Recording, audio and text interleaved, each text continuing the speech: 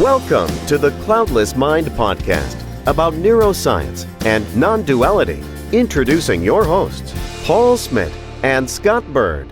Well, welcome back to the Cloudless Mind podcast. Paul and I are back for another exciting day of It's good that you always prime the podcast with that it's going to be exciting. I like that. In Holland, we would never do that because our culture is like, oh, you're bragging. But while for an American, it's just, no, I'm excited and it's going to be great, you know? Yeah. So I love that attitude. I think we are way too, I don't know, humble. Or no, I don't even think it's humble. It's like we're not allowed to brag in Holland. Really? Yeah. Really? Is it against the law? Almost, yeah. well, look, I do say that because for me it actually is exciting, and I'm being authentic on that. So anyway, Paul sits beautifully in the middle of the Netherlands, and I sit here on the east coast of South Carolina, and we're going to have some fun today. And, it was really driven. What I'd like to talk to today on kind of our rabbit hole series is a little bit about this some of the reactions that we actually get to our work. And specifically, what I'd like to dive into today with you, Paul, is this idea of how human beings create these shortcuts. And this came from actually a comment on one of our podcasts about that we had referred to someone like Sam Harris. Oh yeah. And who could be a relatively controversial figure. But so our topic today is going to be, how as human beings unwittingly create these shortcuts that may or may not be useful. So Paul, why don't you give me your take, because I know you've got a lot of experience in this world and working with companies and individuals. So, let's first of all talk about, why don't we just use the Sam Harris example? Why would someone say what they would say in this case? Well, people's opinions are funny because our neocortex thinks that all our opinions are, first of all, true, and secondly, are important. Well, both, ladies and gentlemen, is not the case. They're not true and they're not important. But besides that, our brain is an apparatus that constantly wants to save as much energy as possible. So first of all, everything we do comes from routine. That's the reptile brain that does everything from routine to save energy. Then the middle part, the mammalian brain, always chooses the road of least effort to save energy. But also the neocortex, the latest brain, wants to save energy. So here we come to the topic that someone's opinion is always a shortcut. So if I would ask you, what's your opinion about Brad Pitt? Mm-hmm. So what most people do is like, he's a genius or he sucks. It's mostly black and white. What do you think of Donald Trump? It's like he's great or he is a loser or whatever. But so what the brain doesn't do, the brain doesn't first go through all the information you know about Donald Trump, for instance, and then analyzes which part of he as a human being or he regarding his policy, which part you agree upon, which part you don't agree. Now, that takes a lot of energy to go through so much data. So what we do, we simply create a shortcut. So that's also in the US, of course, you're either a Democrat or a Republican. Correct. Yes. And that's exactly, it's smart that I do it this way because that's what the brain likes, because you can just choose parties and save energy. But still, this shortcut has got nothing to do with the truth. It's far from that. No, and I think that when we think about this at a deeper level, let's say you and I are actually looking at our opinions around opinions. This idea that you speak about is difficult. Like when I say something like opinion about opinions, immediately you're like, what? What? Yeah. Or when we present topics that take a little bit more thinking, we most likely have some type of built-in mechanism that wants to actually look for a shortcut, right? Yeah. We're on the lookout to be able to shortcuts because we don't want to have to go through that process again of thinking something through. It's interesting. I work a lot with this idea in my practice. because what happens is within companies, especially companies where there's a lot going on and there's not time to really think about things, people tend to create these shortcuts or create these ideas about people, their colleagues, situations, or whatever. In order, they create a shortcut and a definite opinion around them because pretty much they're trying to simplify their lives to some degree. So true, yeah, and that's even when a company wants to have an innovative strategy, for instance, then they do a brainstorm session, and what we prefer is that everyone agrees as soon as possible so we can save energy and start.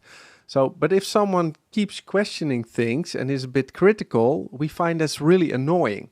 But research shows that having such or one or two critical people in your team makes your initial idea way, way better. Because normally we will start way too soon and not add that much creativity and innovative ideas to it, actually, because by saving energy, we just start doing it. Sometimes it's better not trying to save energy. But we do, and that's also why people think philosophers are mostly annoying, because they keep questioning things. Yeah. And so what you could see to me, that's funny, at our podcast, we mentioned Sam Harris, I think, in one sentence. So what someone's brain does is Sam Harris is an asshole. Yeah, that's the shortcut it's been made. But then it's even projected onto us. Yes. So we are also assholes. And I'm not saying that the guy meant it that way, but now we're assholes and our podcast is asshole. And mostly our book also sucks. But this is how fast we judge. Well, same thing here. I mean, you mentioned Democrats and Republicans, this term liberal. If someone's deemed a liberal, it's a shortcut to that this guy is easily a jerk. Like he wants to give all the money away. He's a socialist. He's a communist. The second you say a liberal here in the United States, that's immediately what comes up. I often look for ways when I'm looking out into the world to get clearer on concepts such as the one that we're in, so people can understand it. One of the areas that I find most instructive around having people start to look differently at their world is using the examples of conspiracy theories. That's a very clear example. Yeah. So the one that I'll use occasionally in my own work is the moon landing. So let's just take a quick look at. And before I get into this, what I want to preface this: I have absolutely no interest in the moon landing. Really, don't have an opinion. Don't really care. But it's a great example of something that will show that's so clear if you were to look at it, why we should go a little bit deeper. Not that it's true or not, but why it merits looking deeper. So let's look at something like the moon landing. You take the moon landing, and you think, okay, this went up in 1969, which was right around that time, which was only not that long after planes started flying with the Wright brothers. Relatively recently. Yeah. You have this tin can that's going to go up into space. It's going to go through the Van Allen belt. It's going to go through all this stuff. It's got to reach this escape velocity. It's got to go. It's got to navigate its stealth. Now, remember, this is in 1969. Yeah. Where my iPhone right now was more powerful than that rocket. Oh man, it's way more powerful. Way more powerful, right? And it's going to land nice and set down on the moon. It's got to go through its gravitational pull. Then they're going to do all these things on it that might or might not make sense. People talk about you can't see stars and the shadows aren't right. And anyway, and then at the same time, there's this Russian kind of space race going on. So the whole propensity here is to kind of, the government wants to win. We want to win. Not only that, but there's so many other factors that if you look at, like just previously, so I think only several months before, people in a rocket got, blown up in this, exercise around, this space rocket. So that alone. And so basically, when you start to think about that, if you were, most people go, of course we landed on the moon. We saw it. But they very rarely start to ask, which would be just basic, simple questions about something that might illuminate and create an interest like, Maybe, maybe not. That could also, you can transport that over to another human being or a situation. But we're so disinclined to go a couple clicks deeper in questioning. Yes. And this is obviously, it's easier for your brain to say it was fake or it did happen. Because then you've made a shortcut and you're done with it. Yes. And then you can move on, saving energy. So questioning these things, only idiots will do that. They're setting themselves up, that's for sure. For instance, I think Joe Rogan is doing a great job because he also doesn't give... I mean, he did it a few times in the past and he bumped his head with that, but he just analyzes these things. He's like, okay, I've got questions. Why are all the lights on those photos? Why is it as if there is a spotlight standing just behind what we can see? Because the shades don't match up. And he just asks basic questions without saying it is fake or it's true. Because maybe... I mean, you don't know. Maybe they went to the moon, but they didn't have the technology to make images, so they recorded it in a studio, for instance. Sure. Made mistakes with the shades, but they've been there. We don't know. So there are so many possibilities. But I really appreciate people who are willing to question things without saying it is true or false. So what you often see with conspiracy theories, and many of my friends are deep into the 9/11 flat earth and stuff and all, but Flat Earth, huh? Yeah, that also, yeah, it's huge. Millions of people say the Earth is flat. Now, what happens if you start watching all the conspiracy movies regarding, let's say, flat Earth or 9/11? You get tunnel vision. So you will see more and more of the same facts. And if your brain wants to see it going in a certain direction, it will look in a very selective way.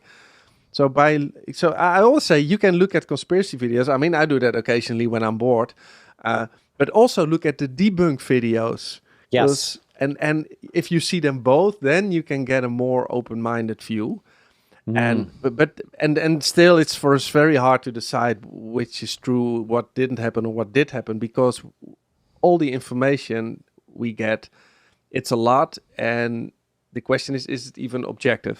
Right. So it's pretty hard. But I mean, a friend of mine, he came up to me. He said, "I think the Earth is flat," and I have to admit, I laughed. Okay, but look, I'm a philosopher, so I have to be open-minded to everything.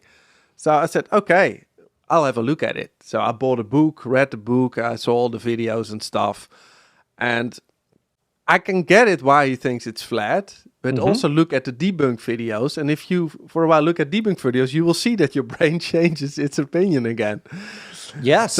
So I think the conclusion is it's pretty hard to stay open-minded. You know, the way I see it is this.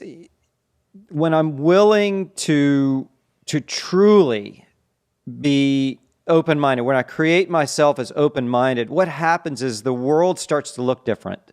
Yes. And I think ultimately, and I say it starts to look different, it starts to have a different flavor to it, because this natural curiosity, which I think we all have, comes to the forefront, and our defending our position starts to fade. Yes. So it seems to me most suffering, or a lot of suffering, is originated from us defending our own position. It's things should be or shouldn't be different. It should be or should be different than they are. Yeah.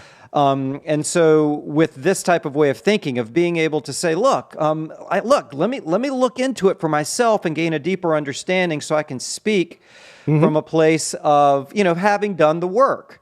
That's a different one than someone just spouting off something, and then it's pretty useless. It's like a waste of time, honestly.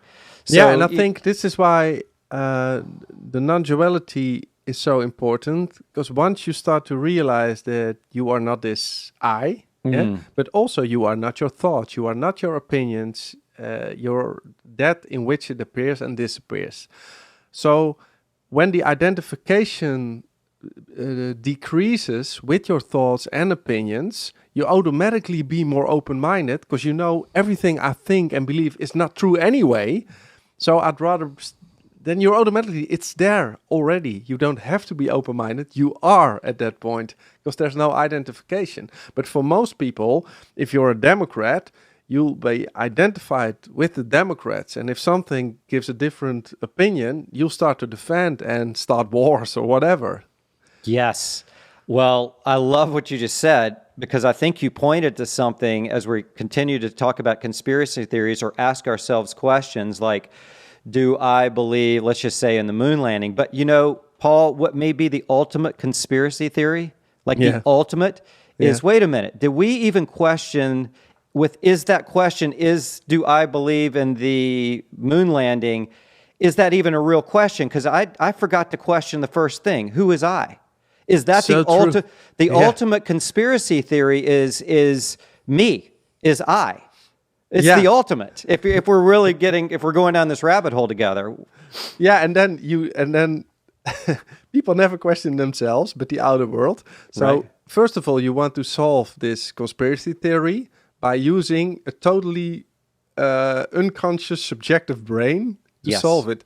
What to me is funny also, what comes with these shortcuts, it's what they call in psychology the halo effect. So for instance, if I think George Clooney is a great actor and he's a very likable guy, then my brain will automatically project everything good upon him. So my brain automatically thinks he's nice to his wife and children, that he gives a lot of money to charity. So that's another way for the brain to be so subjective. It's so true. It's so fascinating as you look. There's so many different ways, and we kind of outlined some of this in our book, that our brain is working to orient itself around this incredibly complex environment that we live in.